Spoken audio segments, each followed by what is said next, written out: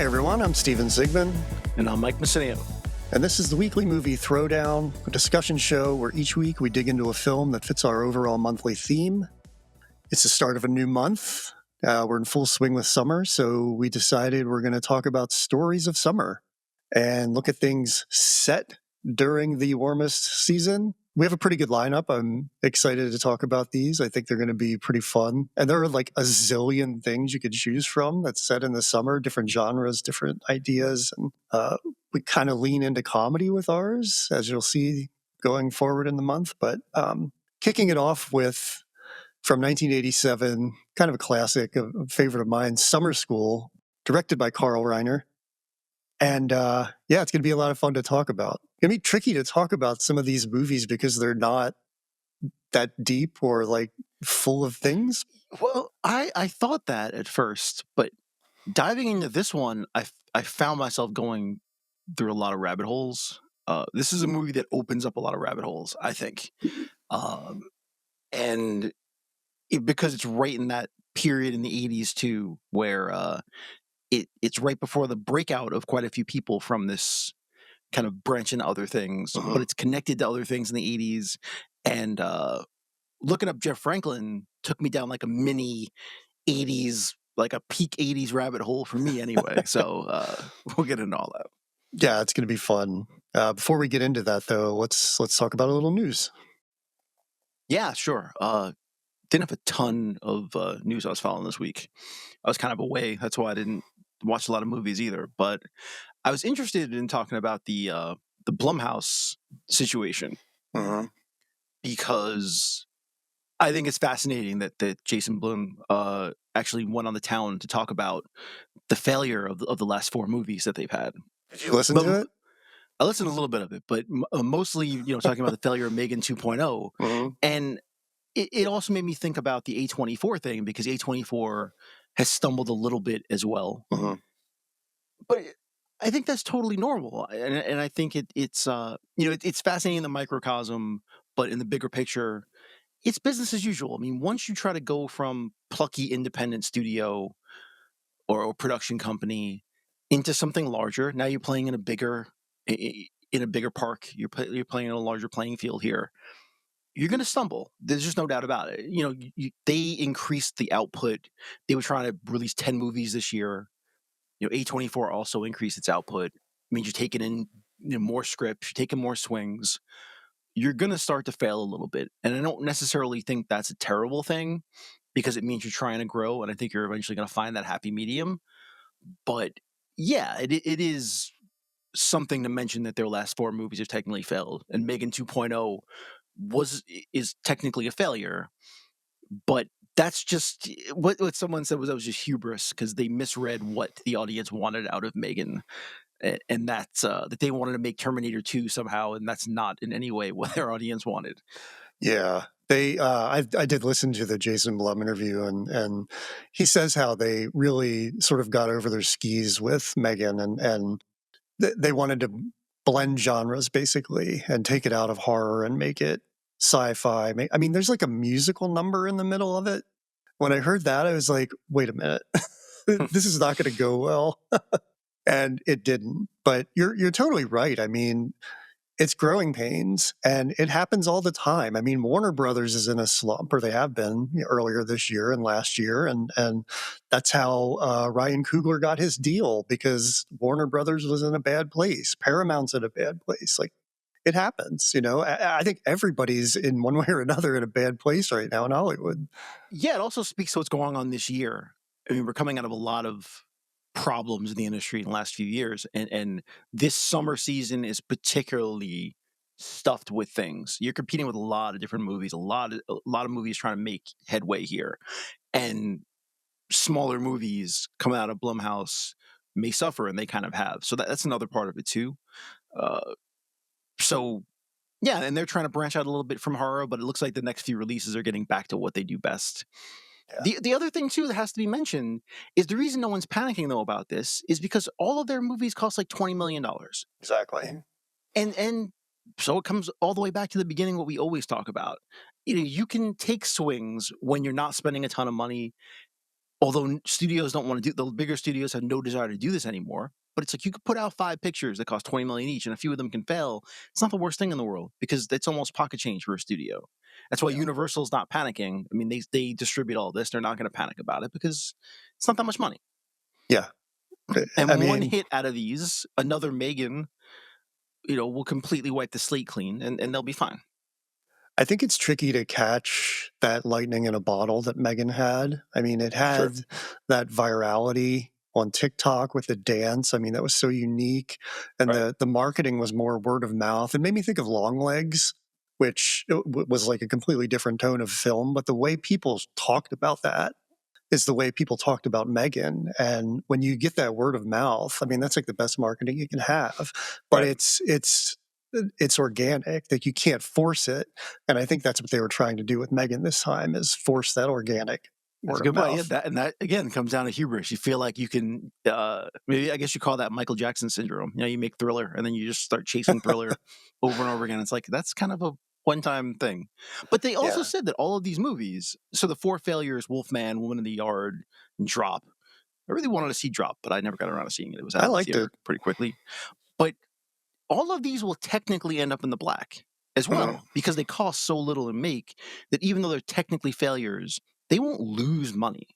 So again, we're talking about failure in the bigger context, but it's not like they're costing anyone money with this because they're only spending $20 million a picture. So yeah, it's a little bit of like the sky is falling when you're talking about theatrical runs, but like you said, these movies make so much money back on streaming that why are you even bringing it up as like a failure at the box office? Because it's not going to be a failure in the long run. So I get it. I get it that like the conversation now is movie theaters, nobody's going. If your movie fails, it's like a death knell. But I mean, it's really not for the studio anyway, because they're going to put it on Shudder or some like Peacock, and it'll make a ton of money. So. I am the harbinger of death, so I have a couple things to bring up in the news this week. First off, Michael Madsen passed away. He was 67, died of cardiac arrest in Malibu, and kind of a bummer. I mean, I really loved him for what he brought to the screen, which was always Michael Madsen, pretty much. Yeah. But he Tarantino sort of plucked him out of obscurity and put him in everything, and he had a real Tarantino energy. Like when Tarantino came along, that was the person to unlock Michael Madsen for who he was. And by no means the only person he worked with, because I looked at his filmography, and since 2020, he has something like 47 films in 5 years. Wow. So giving Nicolas Cage a run for his money. Gonna say that he went down that Cage route. Maybe there was, well, who knows why, but in Cage's case, it was debt. So that, Yeah, I mean, we'll always talk about the great what if that, Madsen was supposed to play Vincent Vega in Pulp Fiction. Yeah. And that really probably would have changed Michael Madsen's career, but that ended up not working out.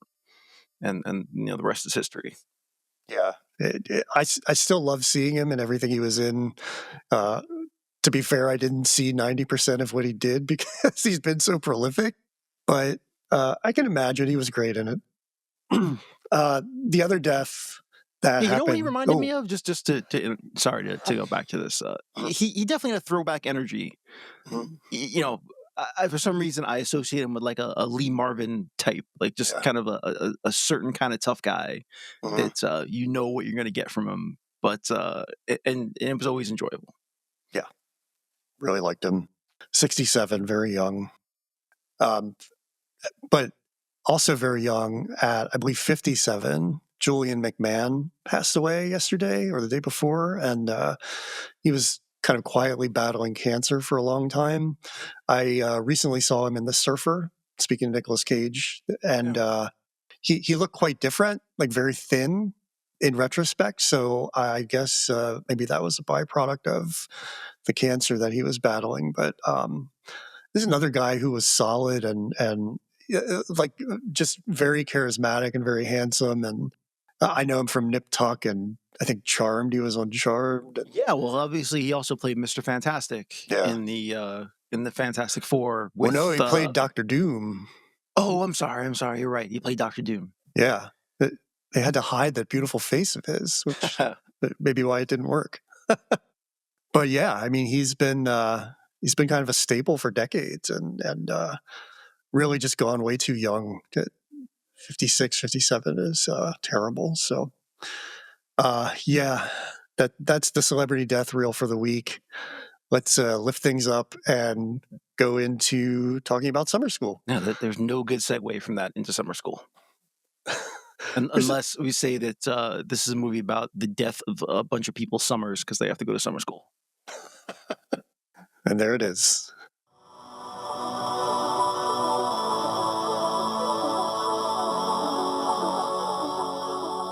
Okay, so this is from 1987, directed by Carl Reiner, and it's the story of really, to me, a gym teacher who is kind of like one of the students he's trying to get through to, where he's not interested in putting in that much effort. He actually lets the students grade their own, performances, and it's a story about him learning as he's teaching the kids. Yeah, this movie plays off of a bunch of stereotypes, which is that gym teachers don't care about anything, that everyone hates summer school, that a lot of it is drudgery that everyone's just trying to get out of, and it works perfectly fine. But yeah, just a lot of classic stereotypes. I think the 80s are such a ripe space for the teen comedy and the teen dramedy. And this one really just has more heart than a lot of these 80s comedies. So let's just stop for 1 second. I'm glad you brought that up. But talking in terms of these 80s movies, and this kind of brought me down a bit of a rabbit hole again, just kind of going back and looking at all of these movies that came out in this period of time. I mean, we could go on a million of them, Up the Creek and Better Off Dead and all those kind of movies that came out around this time. And I was talking to my wife about it, and she made a good point, which is, we always talk about the fact that movies like this don't get made anymore. And again, we're talking about the Blumhouse thing. We're making movies in a slightly low budget. I mean, part of the reason these movies could exist back then is because they wouldn't exist anywhere else.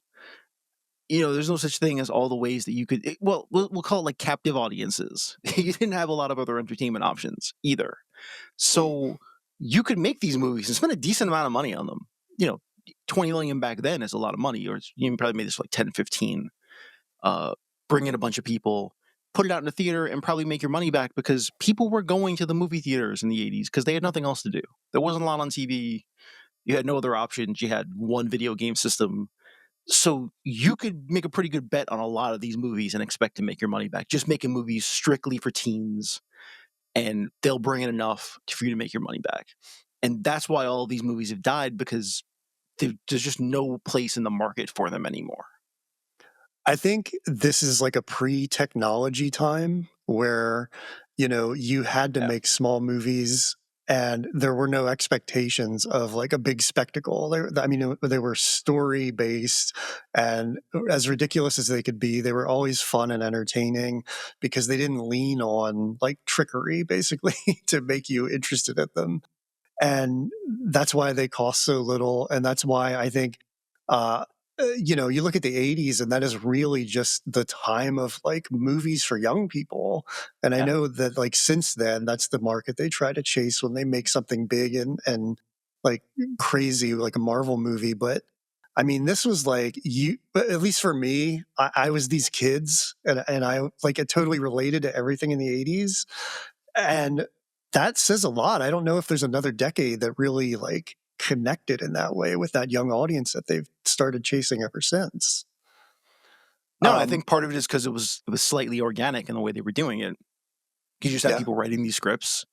What I was going to say was you could also see, well, when I'm looking at this, and we can get into Jeff Franklin, who's just off the gate. So the movie was written by Jeff Franklin. I want to talk about Carl Reiner, but we'll talk about him a little bit later. Mm-hmm. So going back and rewatching this, part of what you also see is these movies have a lot of TV beats. You know, like they feel very. The beats of them feel kind of like sitcoms.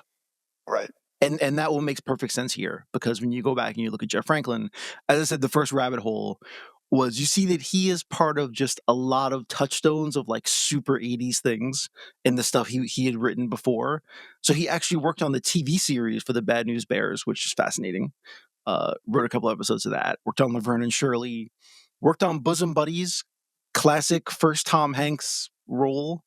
The cross-dressing guys.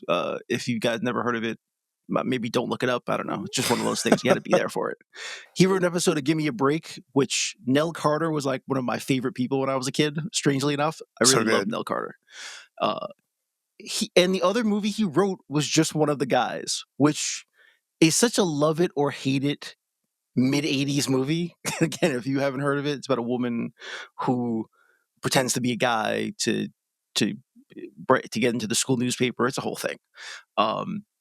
Again, not even sure if you want to see it. But then he also works on Gary Shandling Show, which is a classic 80s sitcom, one of the first shows made for a cable network, which was Showtime back in the day. So then he writes Summer School, but right after Summer School, he creates Full House. So that's why we know Jeff Franklin's name. So he ends up creating Full House like right after Summer School, finds the wheelhouse that he's been looking for, and Full House ends up making his entire career. He makes a couple of other shows as well, but obviously Full House is the gift that's kept on giving to him. He brought it back with Fuller House and all of that. So you can feel those sitcom beats in Summer School kind of leading to Full House. There's no doubt about it. Yeah. And I think also this is one of the few movies back then. So this is PG-13. And we discussed before, this was right around that period of time where they created PG-13. And this is very much PG-13, couldn't have been PG. A little too much sex stuff, a little too much violence. It references Texas Chainsaw Massacre. But can't be R. But you could see that a lot of these movies back then were hard R. And that's part of what brought in the teen audience that wanted to see those kinds of movies. But Just One of the Guys and Summer School were both PG-13 movies, interestingly enough. So Jeff Franklin was always kind of teetering on family friendly, and then eventually he finds Full House, which is probably where he belonged all along. Well, yeah, and I think that tone is what sets this apart from a lot of those movies. It's really it's just heartfelt, and it has a lot. I shouldn't say it has a lot of depth to it, but I think it does have layers to it that some of those other things didn't have. And one of the things that I realized as I was watching it is that it has Vice Principal Gills, who's like, kind of the bad guy in it. But outside of him, there really aren't any other people who have like genuinely ill intentions. And I think that sets it apart too, or that everybody kind of is like more or less a good person, and they're not out to like hurt anybody. And, you think about some of these other 80s films like Revenge of the Nerds or something, where people are just like malicious. And another thing that I realized as I was watching this with Vice Principal Gills is like, in a lot of these 80s teen comedies, the principals or like the governing bodies really don't like kids, and they really aren't interested in like helping them to become better. And that's the one thing that carries over from those other films for me with this, is that like adults actually hate kids for the most part. So, at least if they're bad. So this is a bit of a tangent where I was going to get here anyway, but that's a perfect segue into what I wanted to talk about. You're talking about the people in the school hating kids. And I think a lot of that came from Fast Times at Ridgemont High, which very much set a template for what a lot of these movies would take from, and populating it with these kids, each with their own quirky characteristics. And then you have the authority figures who seem to genuinely hate children. And, Mr. Hand is kind of the epitome of what every teen school movie villain is kind of chasing. The idea of a person that just genuinely doesn't want to be involved with any of these kids, but he has to be there. The reason I was going to come back and talk about this is because Fast Times movie, very popular. They decided to make that into a TV show in the mid-'80s. Yeah. So Amy Heckerling is involved. She's producing that. She is the first person to be involved with Summer School. She's actually supposed to direct Summer School. She's attached to the project. And when she was attached to it, she wanted two of the actors in the TV show for Fast Times to be in Summer School. So the original Chainsaw and in Dave, yeah. So the original Chainsaw and Dave, she was going to cast Patrick Dempsey, who was in the TV show. He played Mike Damone, and another actor named Wallace Langham. They were going to be the Chainsaw and Dave when she was attached to direct the movie.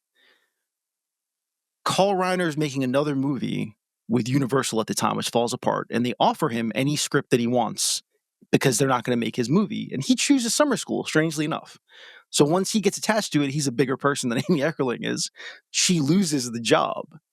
And Patrick Dempsey and Wallace Langham end up losing their roles as well.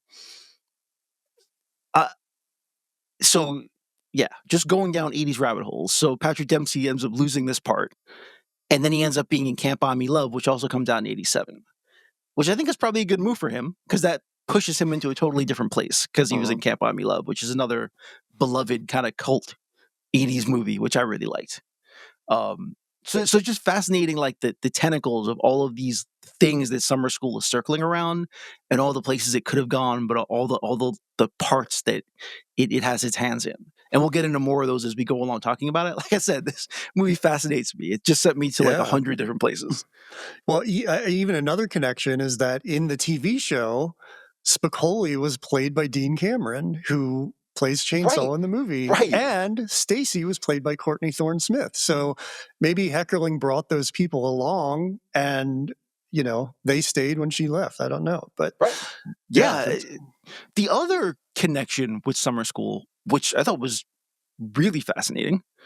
So 4 of the people in Summer School, so Kirstie Alley, Mark Harmon, Paul Labero, and Dean Cameron again, they all starred together in a TV movie the year before Summer School came out.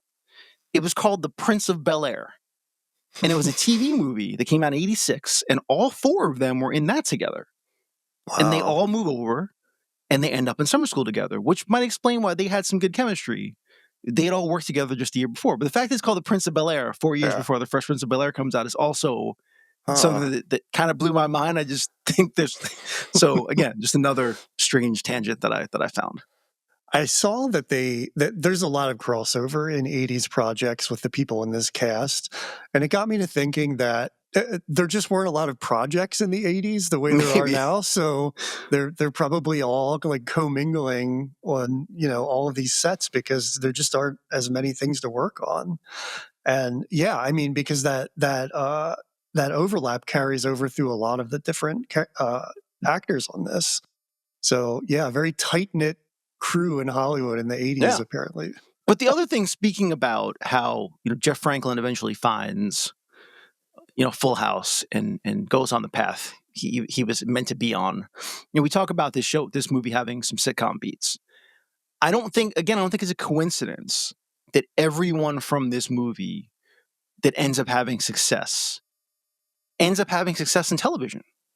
Yeah. And not really movies. None of them really move on to movie stardom, but a lot of them move on to having TV stardom. Yeah, I was going to ask you, like, who do you think had the better career coming out of this? Like, who had the best career overall from all of these? Was it Kirstie Alley? It's hard to say. So while they were making this, the people from Cheers were actually circling her, trying to replace Shelley Long. And they went to both Mark Harmon and Carl Reiner to ask about what they thought of her. She hadn't really done a lot of comedy yet. Summer School is one of the earlier things she did that was actually a comedy. And they both raved about her. So this comes out in July of 87. September of 87 is when Cheers comes back. And that's her first season. So, I mean, talk about just a rocket ship once she gets on Cheers and people see what she can really do. I think she's a very underrated comedy actress. I think that her work in Cheers, she has some of the funniest reactions. In some ways, she reminds me of Gene Wilder. I always say to my kids that Gene Wilder is the best actor at having a breakdown that I've ever seen. And Kirstie Alley, if you go back and watch some of those Cheers episodes when she has like a hyperventilating breakdown, it's some of the best work. Like only Gene Wilder is almost better at having a breakdown than her. Wow. So she gets on that rocket ship. The thing about having the best career though, it's hard to say because after Cheers, I mean, she does some movies that aren't that successful. She ends up in another TV show. But Mark Herman has probably had the most sustained career. Yeah. I mean, he's still going strong. But again, finds his place in TV. I mean, he does NCIS. And Patrick Leberdeau ends up on JAG, both CBS shows that are basically the same show. Because CBS only makes one show. They just put different people in it. So both of them went on to do quite a bit. Shawnee Smith also ends up on a TV show with Ted Danson from Cheers. Yeah. They made a TV show called Becker, which I didn't really love. It wasn't my favorite Ted Danson thing, but she was on that for many years. I always thought she was very funny. So she finds her place in a sitcom. But she also goes on to be a bit of a scream queen. I mean, she's in almost every Saw film. Right, so right. She really, maybe she's the sleeper as far as careers go. Because it's possible. I mean, we all know Courtney movies. Thorne-Smith from Melrose Place. Again, TV work. So yeah, most of these people end up finding success through TV. Yeah, it's interesting. I guess maybe that Jeff Franklin influence or something. I don't know, but it's possible. Yeah, it's really the other one, the other breakout, the other sleeper in this one, Richard Stephen Horvitz, ends up doing his voiceover work. He's done a ton of voiceover work. He's done voices in almost everything. Like he's had a huge career doing that. Yeah, you wouldn't know his face. He plays Alan Ekian, the nerd with the real distinct voice. So it makes sense. I watched an interview with him that I watched on the Shout Select Blu-ray, and they do an interview with him. He got his start. I thought this was amazing because I'd never heard of such a thing. His first work was as a hand model for Kenner, playing with all of the Star Wars toys. Oh, man. So this guy's gone from hand modeling to voice work. So that doesn't say much. So the bottom line is no one wants to see his face is what we're saying. Okay. Yeah, that poor guy. But can you imagine being a kid and getting that job of playing with Star Wars figures on camera? Yeah, that's pretty fantastic. He must have that whole set, like a fortune. Wow. I'll think. Good for him. But yeah, but the two people that kind of are the heart and soul of the movie, Chainsaw and Dave. I mean, both of them, Dean Cameron more so. I mean, you've seen him. He's been kind of one of those guys, popped up in a lot of things, but nothing he ever really broke out from and has done a lot of sustained work. Although I think he was in an episode of NCIS, so it's nice to see Mark Herman paying it forward. But, just done bit parts and lots of things, but nothing huge since then. I mean, Gary Riley, it was interesting looking at his work around this time because you would think that he would end up breaking out because he was in a lot of stuff in this mid-'80s period. I mean, even in 86 to 87, and he was in like 7 projects, and he had a bit part in Stand By Me. He had a bit part in Ruthless People, that Danny DeVito, Bette Midler movie, which I always kind of liked. But he even ends up popping up in Planes, Trains, and Automobiles, which would seem like a perfect place for a teen actor to work in with John Hughes. But nothing ever pans out, and then his career just kind of peters out by the mid-'90s. Yeah, I think Marky Mark's Fear killed him. That was the last thing he did, The Fear with Marky Mark and Reese Witherspoon. So, yeah, that's too bad.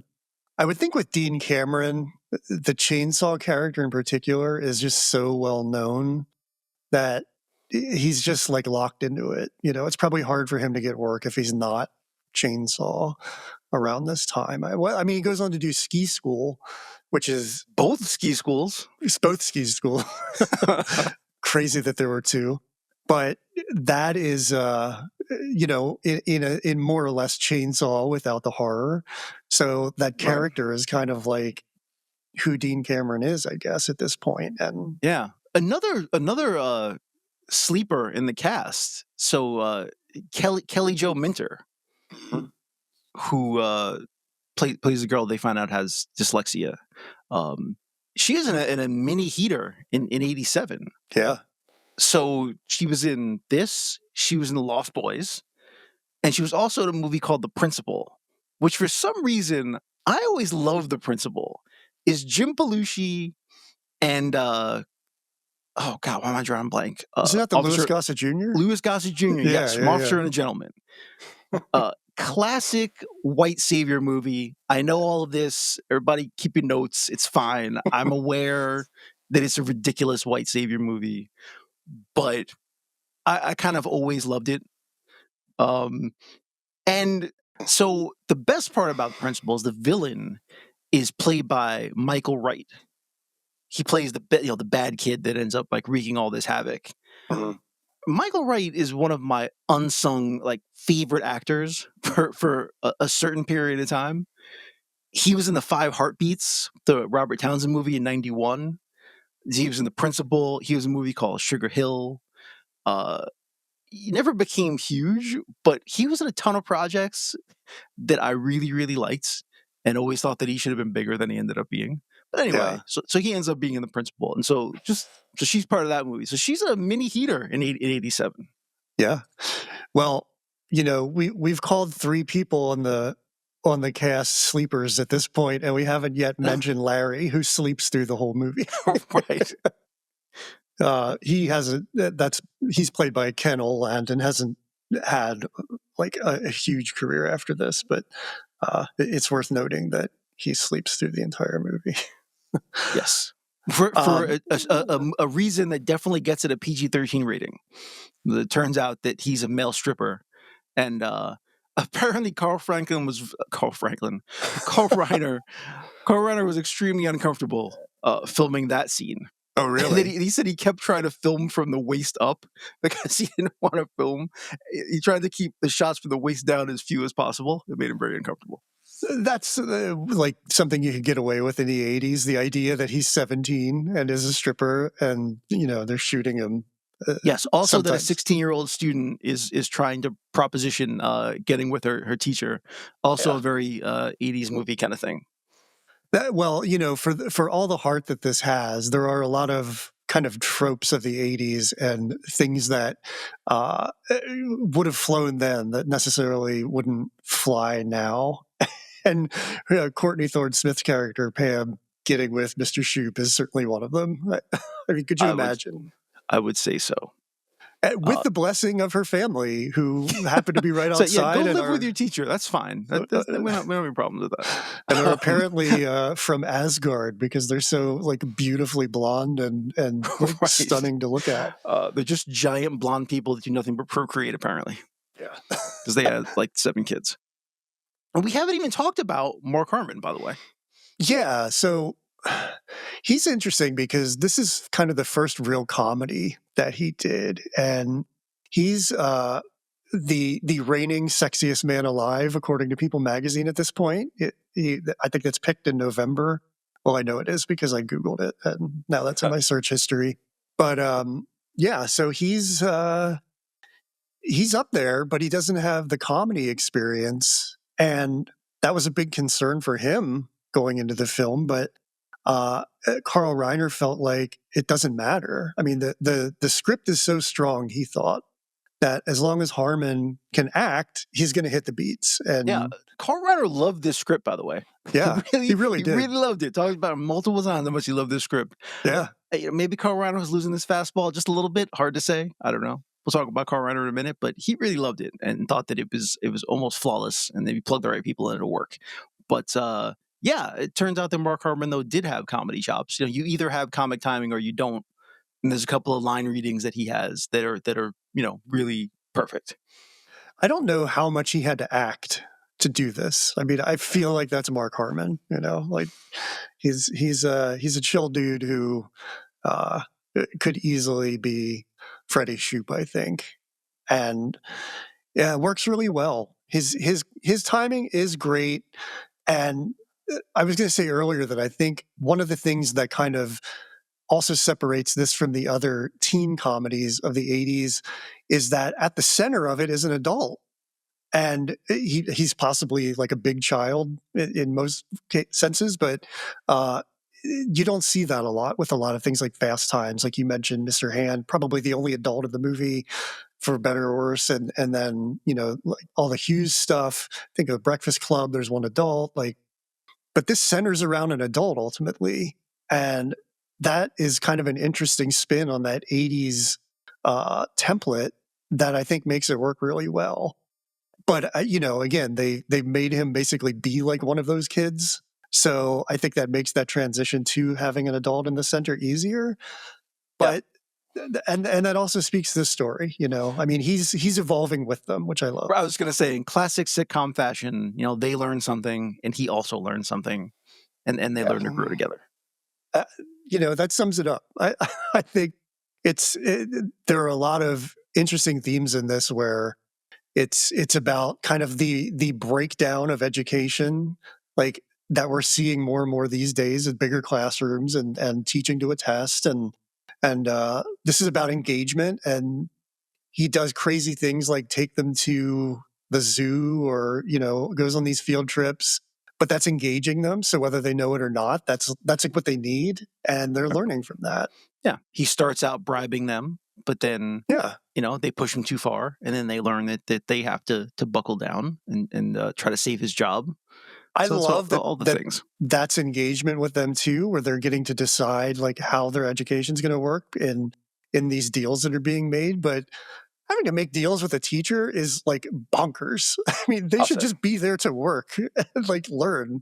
And again, watching this as an adult versus a child, you see things from a very different perspective. Whereas, if Chainsaw wrecked my car on a driving test, I'm pretty sure I would have killed Chainsaw. Like, I don't think he would have made it past that part of the movie. The fact that Shoop is so understanding even of that is pretty amazing. I would not have had the same level of patience there. And he goes to jail for them. I mean, yes, he does. He takes the blame for them drinking on the beach. They destroy his house. So he's kind of growing in a way that they need to catch up to. Like, he does it first because, well, I mean, his job is on the line. So that's why. But it's just interesting to watch this evolution, and like they kind of latch on and evolve with him. And it just makes it a really great movie. But you wanted to talk about Carl Reiner. Yeah. So it's hard to know, what people know about Carl Reiner nowadays. I mean, if you kind of know from anything, you kind of know he was Saul in Ocean's 11 in the Ocean series. But the word comedy legend is thrown out here and there about everybody. But Carl Reiner was a genuine comedy legend. And anyone who worked on this movie says the same thing. I mean, he was kind of at the origin. I mean, talking about sitcoms. I mean, Carl Reiner is basically there at the origin of sitcoms. He works on Sid Caesar's Your Show of Shows, which is also where he works with Mel Brooks. He was an actor on that show. He wasn't a writer, but he worked with the writers, even though he was an actor on the show. But that show kind of originated the idea of what a sitcom would be, because they had these recurring sketches on that show every week. And that was kind of what started the idea of creating a sitcom. That and The Honeymooners kind of around the same time. But so he's in on the ground floor of TV comedy. So that's where he starts. Ends up creating the Dick Van Dyke Show, which is considered one of the most influential and important sitcoms that have ever been made. So he creates that show and writes every episode for it. So we have that. And goes on to do a lot of other things. But the other thing that's really important is he ends up working with Steve Martin at the beginning of Steve Martin's movie career. So, directs The Jerk, which is Steve Martin's first movie. Martin goes off and makes that movie Pennies from Heaven in '82, which is a departure for him. It's a serious movie and it's a failure. And then goes back and makes 3 more movies with Carl Reiner, his next 3 movies: Dead Men Don't Wear Plaid, The Man with Two Brains, and All of Me. Whether you like him or hate him, hate those movies. I mean, so he kind of helped us establish who Steve Martin ends up becoming in that period of time.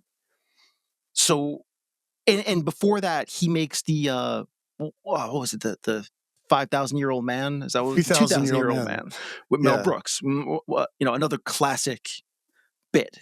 So Yeah, he's connected legendary. to Dick Van Dyke, Sid Caesar, Mel Brooks, Steve Martin. I mean, this is guy who just has comedy DNA coming out of every part. So so yeah, I don't know how much people know of what he's involved in. Quick side note: in his directing, he also directed Oh God Yeah. with George Burns. George Burns, which is a movie I genuinely love. John Denver's in it. It's one of my favorite movies about God. I don't want to get into religious movies. We'll put all that aside. But it's like my favorite movie about God. And like, if you want to think about God, how to think about him, I just think it's a really cool concept. It's got my favorite line in it, where John Denver asks God. He's like, God tells him, because John Denver's character is a non-believer, and he says, God tells him, I gave you a world and everything in it. And John Denver's characters ask him a question. He's like, well, what if we need help? And he says, that's why I gave you each other. And I always thought that was like to my 10-year-old brain, I thought that was the most profound thing I'd ever heard. beautiful. And I think I still think about it to this day. I thought that's a really cool idea. Anyway. That would depress me if I thought about it today. Yeah. Well, but Oh God is a fun little movie made in the mid-70s. I would love to see a double feature of Oh God and She Devil, because they're both these like contemporary, in the world as we know it, versions of God and the devil. And yeah, I'm with you. Oh God was fantastic. And like Summer School, that was always on HBO. So it was one of those things that I would watch over and over again. Yeah, and because I think Reiner comes from a TV background too, again, here's what comes in again, that he has that kind of sensibility. He likes making, sweet things. Like, it's not overly offensive. It's never been his wheelhouse. And that's why, oh God, it just feels good when you're watching it. And all of his projects have that certain sweetness to them, regardless of how stupid they are. Even The Jerk, which is an absurd movie in every way, there's a certain heart to it, that when you watch it again, that's what comes out of it. Yeah, he let Mel Brooks be the one who brought in the controversy and the sort of offensive stuff, and he got away scot-free. That's good. Thinking about this in all of the ways we've been talking about it, with Jeff Franklin as the writer, and now Carl Reiner's television values, like I could see this being remade as like a limited series, like an 8-part series on Netflix. I rarely see things that way, but as we're talking about this would make a great 8-episode thing that I think could be, I mean, it's set over like 8 weeks or something. Like, that would just be perfect. And as we talked about before the show, there was a remake in the works by Happy Madison that seems to have stalled out. So Adam Sandler bought the rights to this and was supposedly going to remake it. We don't know if he was even going to be involved in acting in it, but bought the project, and it's been sitting on a shelf for over a decade. I mean, he's at Netflix, so maybe Netflix will jump in and develop it. I really think, I don't know if you could get away with a lot of the stuff that they get away with, but this is and you've seen kind of this story played out again after this with like School of Rock and things like that, with the reluctant teacher and like the misfit kids. But I mean, and also think about the Bad News Bears, and like almost every baseball movie we talked about, it's a reluctant coach, who gets saddled with these kids. Like, is this a baseball movie? And as we said, he worked on the TV series for Bad News Bears. That was one of the first things Jeff Franklin actually worked on. So maybe the idea started percolating there. He ends up being a substitute teacher for a while he's trying to get his writing career off the ground. So maybe he just took those two things and decided to jam them together. He said in an interview that I watched with him that he brought a lot of things from his teaching experience, but one of the main things was the textbook turn-in scene, because you would get all these books where, some people didn't open them at all. Some people just like destroyed them. And that was something that he lived through. So, and I remember that in school, kids would draw. I like that. I actually like that opening sequence. It gives you a lot of information in a really short amount of time. Yeah. And Carl Reiner plays the teacher who was supposed to be teaching summer school.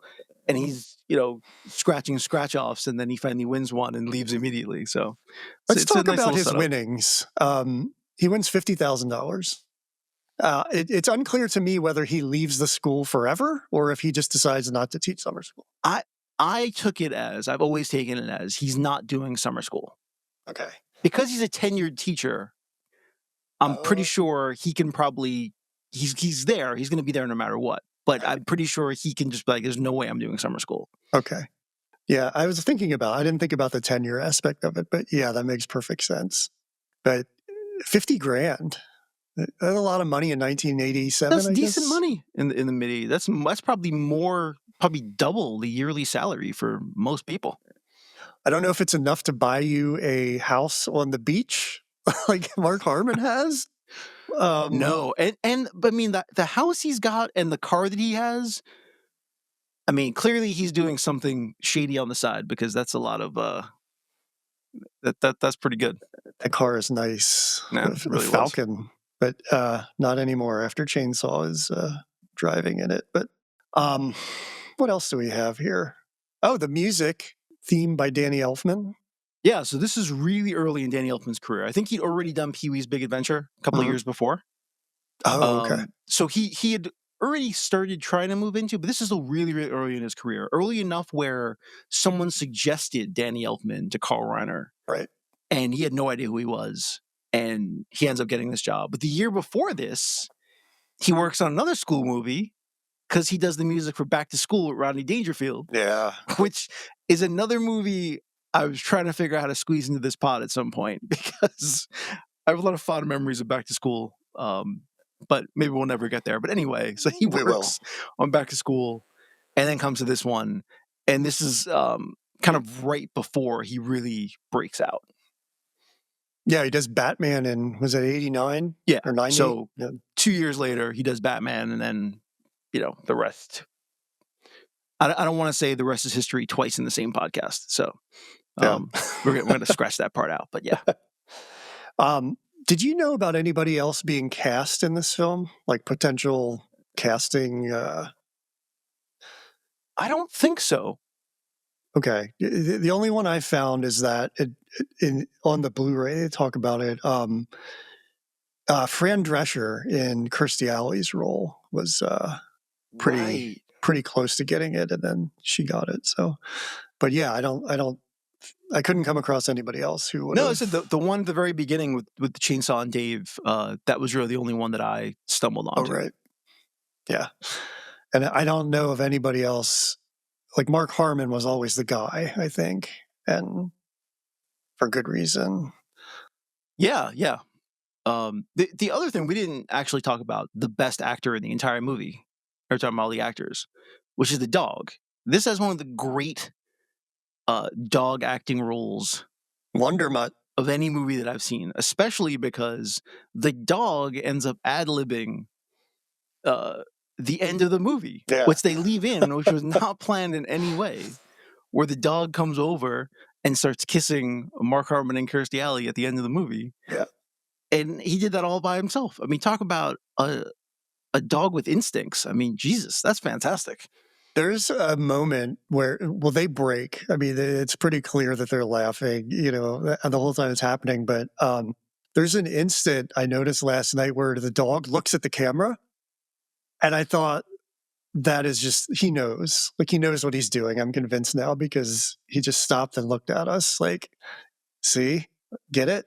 I mean, yeah, this dog must have gone to the same acting school as the dog that was in Empty Nest, that old 80s TV show. Remember that dog?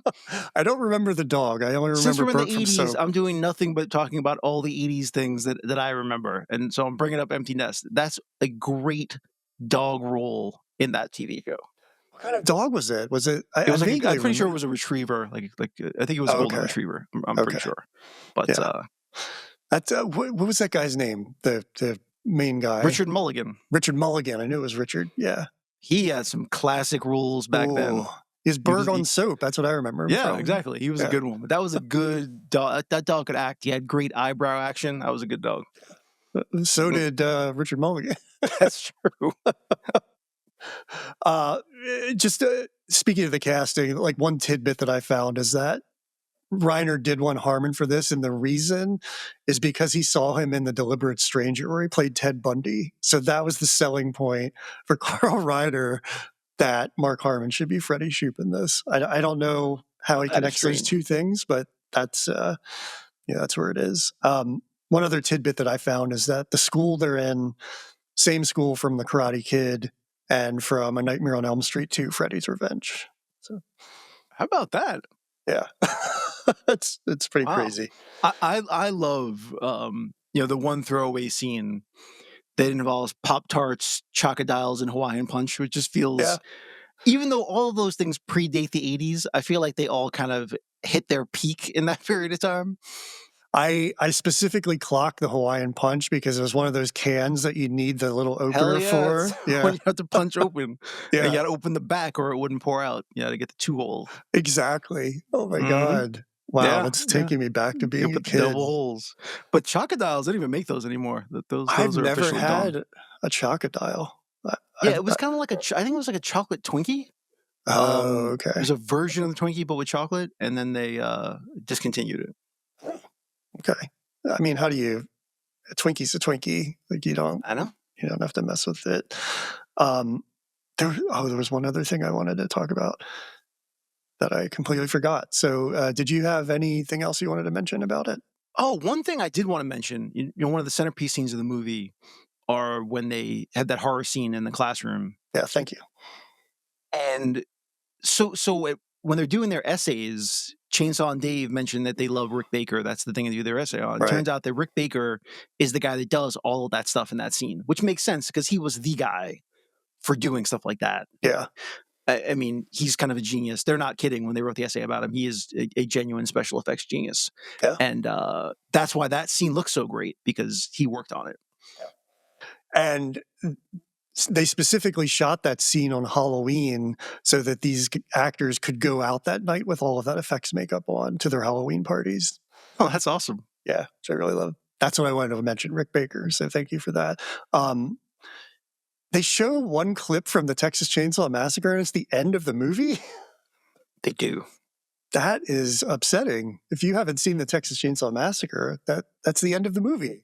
So we have not discussed Texas Chainsaw Massacre, I don't think. I'm going to discuss on this pod anyway.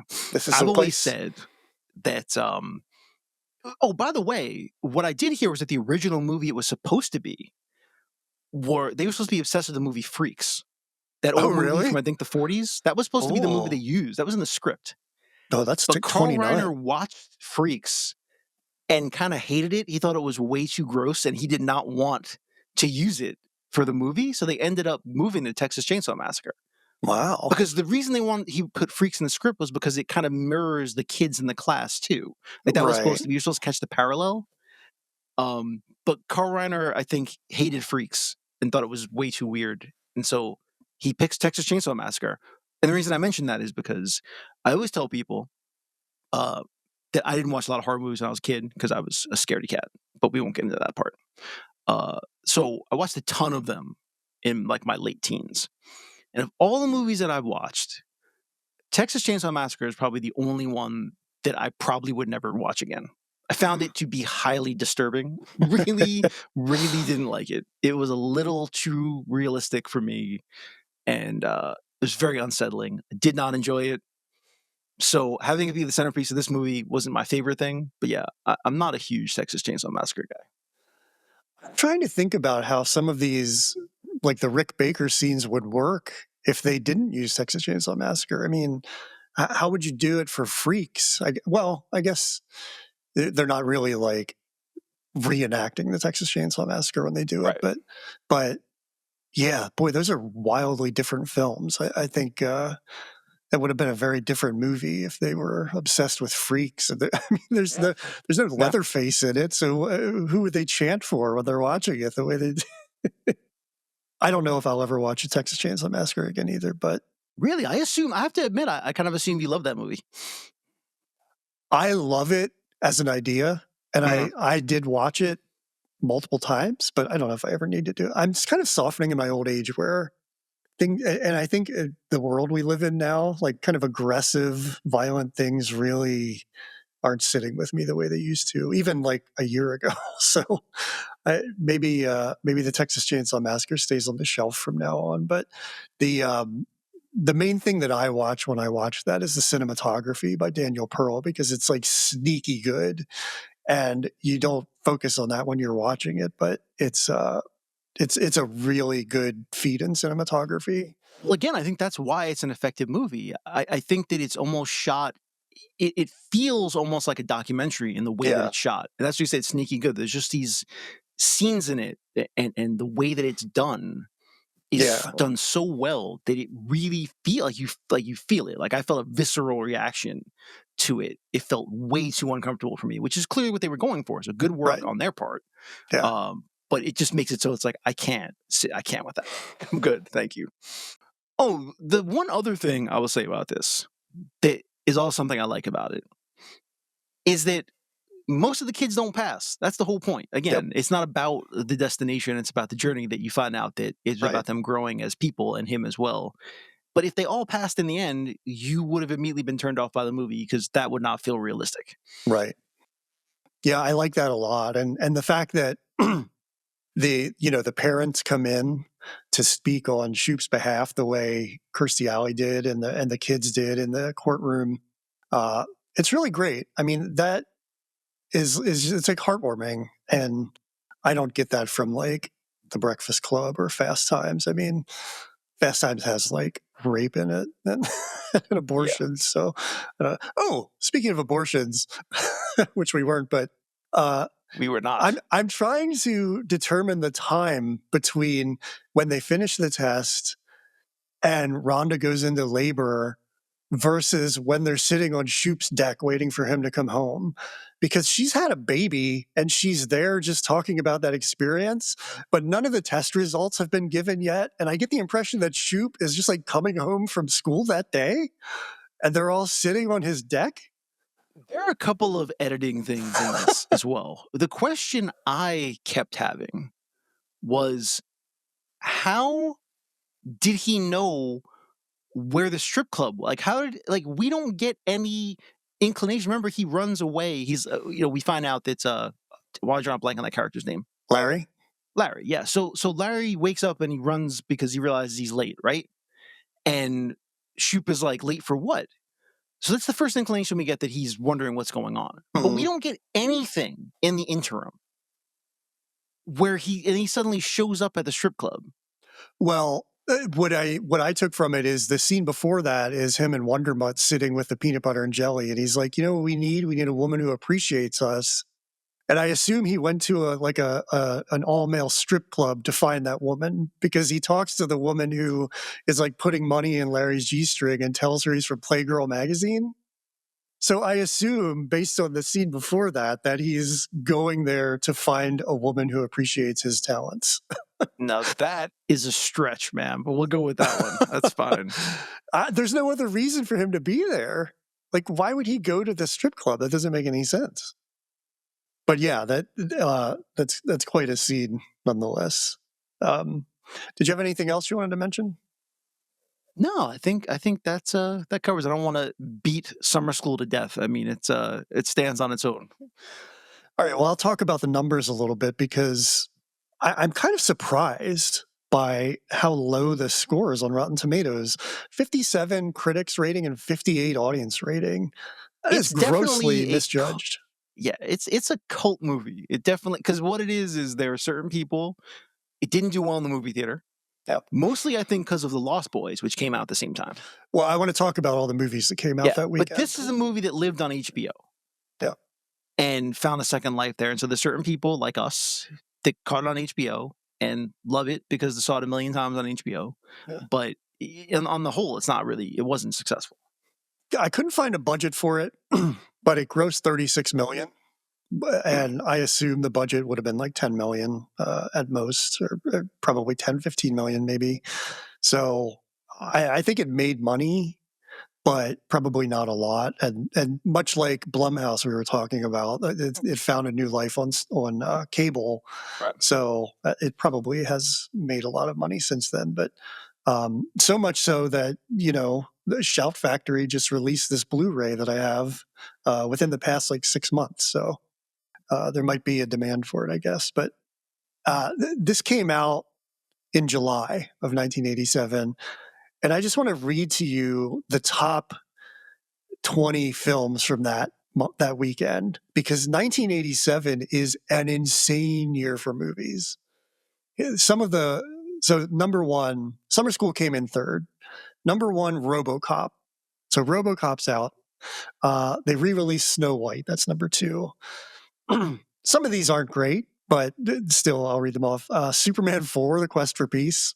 Oh, man. Terrible. La Bamba, Jaws, The Revenge. But Full Metal Jacket, Adventures in Babysitting, Beverly Hills Cop 2, The Untouchables, Roxanne, The Witches of Eastwick, Inner Space, Spaceballs, and Predator. Wow. That is 1 week of films you could go see in 1987. And The Lost Boys also came out in the summer of 87. Yeah, which there were isn't a even ton on that of list. But yeah. So this is just one weekend out of, this might be worth looking into a little more, like what this year was all about, because 87's a crazy year. Wow, I had no idea. That's pretty amazing. But the fact that Summer School came in third this week after RoboCop and Snow White is pretty good. So good for them. All right, well, that's it for Summer School then. I think we've said all we need to say.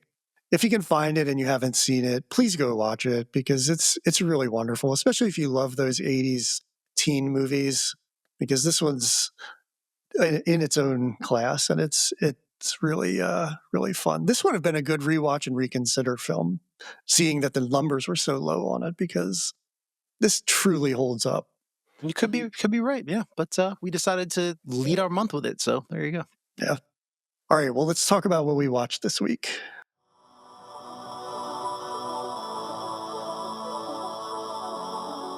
So as I said, I was away most of the week, so I didn't watch a lot, but I did end up watching Heads of State last night because I have a 10-year-old son and I was trying to figure out something to watch, so we watched Heads of State. And I have to admit, I did not hate Heads of State. Not bad. I found it to be pretty enjoyable. I like John Cena. I said it. I'll admit it. I like John Cena, and I like Idris Elba, and I thought it was pretty fun. We were talking about before. You said that the violence hits you in a different way. I was trying a few weeks ago. I came to the realization that I just wanted to bring down the body count in the number of movies I was watching with my kid. Because I just realized we were watching Eagle Eye. I think the Shia LaBeouf movie. Oh yeah, remember that movie? Julianne Moore, right? No, Michelle Monaghan's in that. Oh, Michelle Monaghan. So I'm watching Eagle Eye, and I'm like, this is getting out of hand here. We're watching like espionage movies with just explosions everywhere. I'm like, we got to change. We got to shift it. So the last few weeks we shifted to like animated stuff, and we watched Uncle Buck, things like that. And then I'm watching Heads of State. I'm like, I blew that. The body count's way back up. It's back up to a high number. Yeah, but it's like screwball comedy. Yeah, but fun. It was fun. He didn't take itself very seriously. I really liked the dynamic of the American president versus the stuffy British prime minister. And again, John Cena is really good at not taking himself that seriously and letting you in on the joke. I think that's what makes him successful. And Heads of State is very much like that. And so I thought it was a good 2 hours. It was enjoyable. And I have to say, first off, I thought, oh my God, is this going to be another Air Force One ripoff? Like, because they're in the plane. I'm like, oh Jesus, here we go again. Then they just give us G20 or whatever.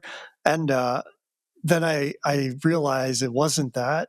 And I thought, it's nice to see a U.S. president who is concerned about other people and who is interested in staying in NATO, because it's so far from reality now, which is a real bummer. Well, yeah, the funny part is that the climax is that we find out who the villain is and that they're trying to destroy NATO, and it's like, well, that's weird because we're the ones who don't care about NATO now. So yeah, it turns out it's very ironic. What did I watch this week?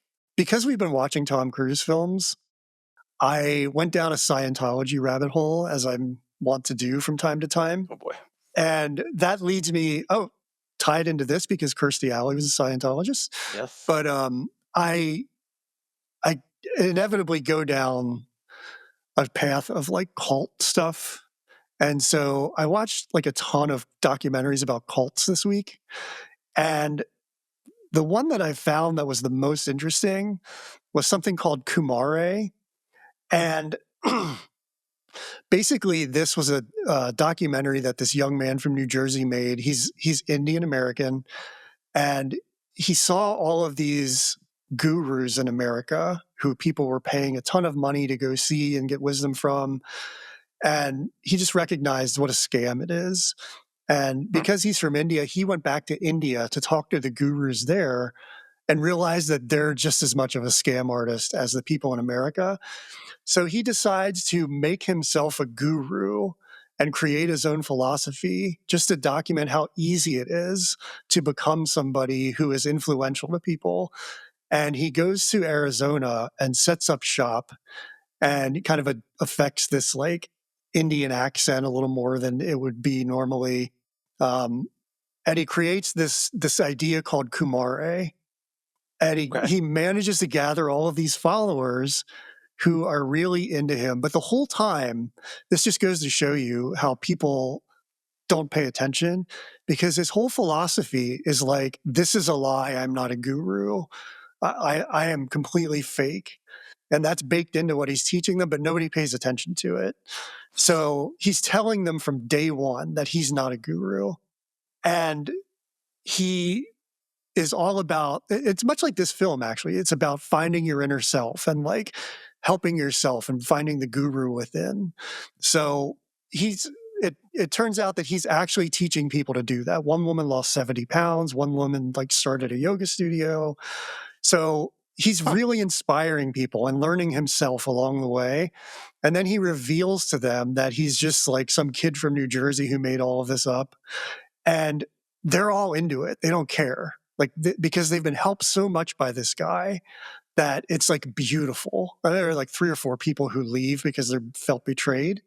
But it's just this really interesting story that exposes like the wellness culture and also inspires you to find like the help you need inside of yourself. So it was really fun. It was really cool. And this came on the tail end of watching 4 other cult films where it's just like some maniac at the top of this cult who wants money and sex. And this guy in Kumare was like, I just want to help you. I don't want anything. Yeah, so it was really fun. That's the main thing that I watched this week. Well, that is it for summer school. So next week, we're going to come back with The Way, Way Back from 2013, which is a fun kind of indie, small film as things were starting to get bigger and bigger with Marvel stuff. This is written and directed by Jim Rash and Matt Faxon, who are just like a really, really good team. And I'm excited to talk about it. So join us next week for The Way, Way Back. We will see you then. So long.